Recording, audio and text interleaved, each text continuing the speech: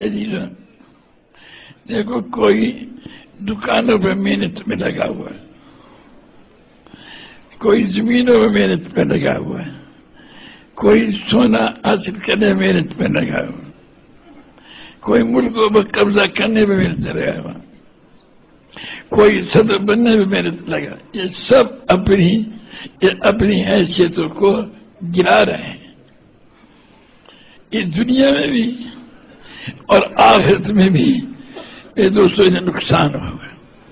ہم یہ بات عرض کر رہے ہیں کہ جس اللہ پاک نے اس کے نام ہمیں پیدا فرمایا، بس ہم جو ہے اس کو وہ کیا چاہتا اس کو پورا کریں گے.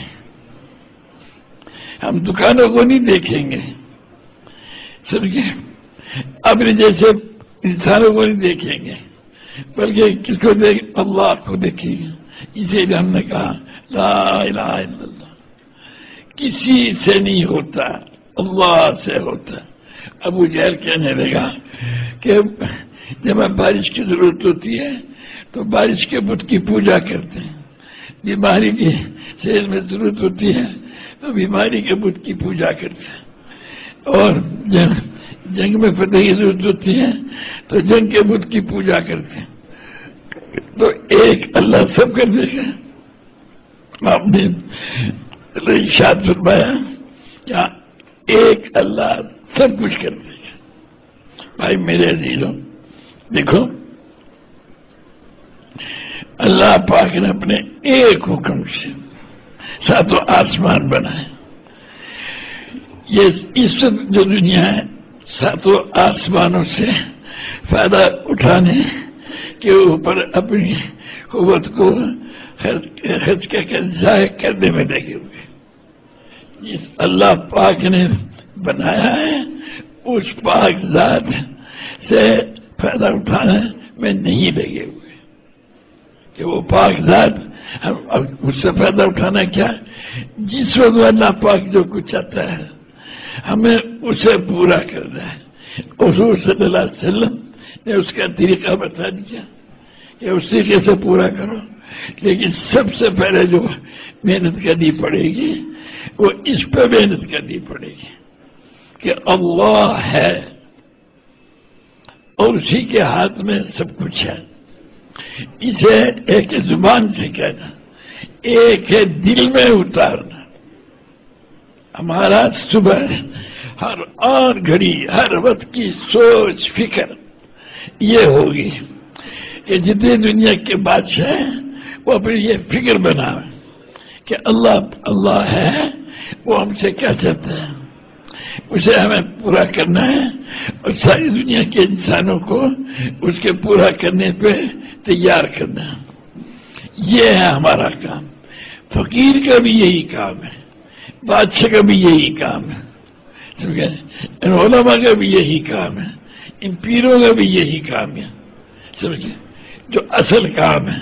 بھائی میرے دوستوں، جب اس کو کریں گے ہم حق تعالی شان اس کے جیسے ہمارا زبیر کہہ رہے تھے نا کہ محنت بناؤ گے تو اللہ کے ساتھ تمہارا تعلق قائم ہو جائے گا، پھر اللہ تعالیٰ تمہیں صفات عطا فرمائے گا. سمجھے بھائی میرے عزیزوں، اس کے مطابق حق تعالی شان ہمیں صفات نصیب فرمائے گا. جب ہم اللہ کو مقصود منائیں گے اور ساری دنیا کے انسانوں کو کہیں گے کہ کسی کو مت دیکھو، اللہ کو دیکھو، رو رو کے مانگو اللہ پاک سے کہ یا اللہ تو ہم پہ کھول دے اس بات کا کہ اسے تو ہم سے کیا چاہتا ہے. ہم تیرے چاہنے کو حضرت محمد صلی اللہ علیہ وسلم کے طریقے سے پورا کریں گے.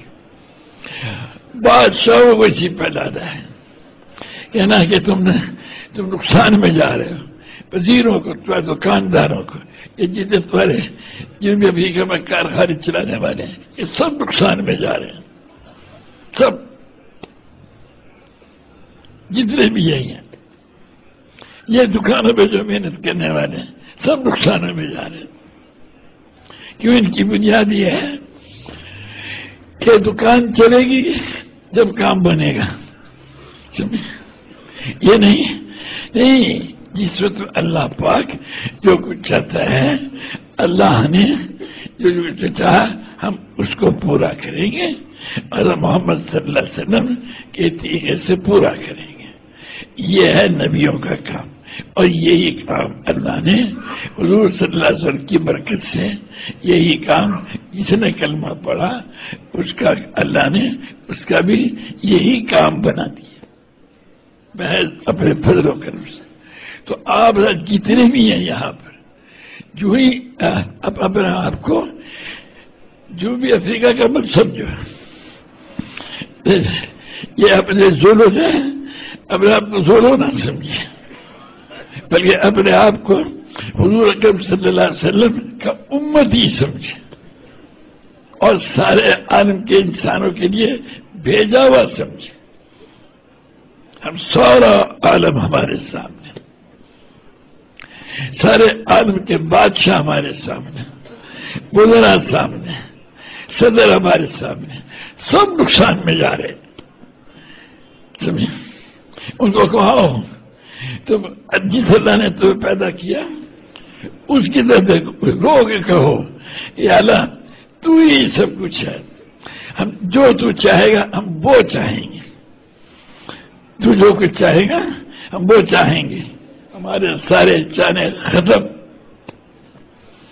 ہم بیوی کے چاہنے کو نہیں دیکھیں گے، قوم کے چاہنے کو نہیں دیکھیں گے، کسی کے چاہنے کو نہیں دیکھیں گے، اللہ پاک کے چاہنے کو دیکھیں گے.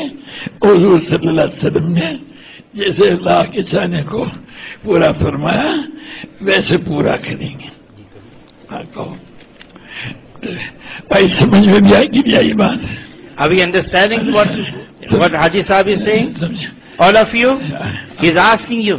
Do you understand? یہ بات اس کر رہا ہوں. آپ رات اپنے آپ کو دکاندار کہنا چھوڑ دیں اور یہ صورتی اور بروچی کہنا چھوڑ دیں. یہ الفاظ نقصان والے ہیں جو تمہیں قبر میں پریشان کریں گے اور تمہیں وہاں جا کے نقصان کا پتہ چلے گا اور وہاں کچھ نہیں کر سکو گے، کچھ نہیں کر سکو گے. اللہ نے تمہارا اسلام لانے کے بعد جو کوئی اپنے آپ کو کسی اور نسبت سے کہے گا وہ دوزخ میں جائے گا.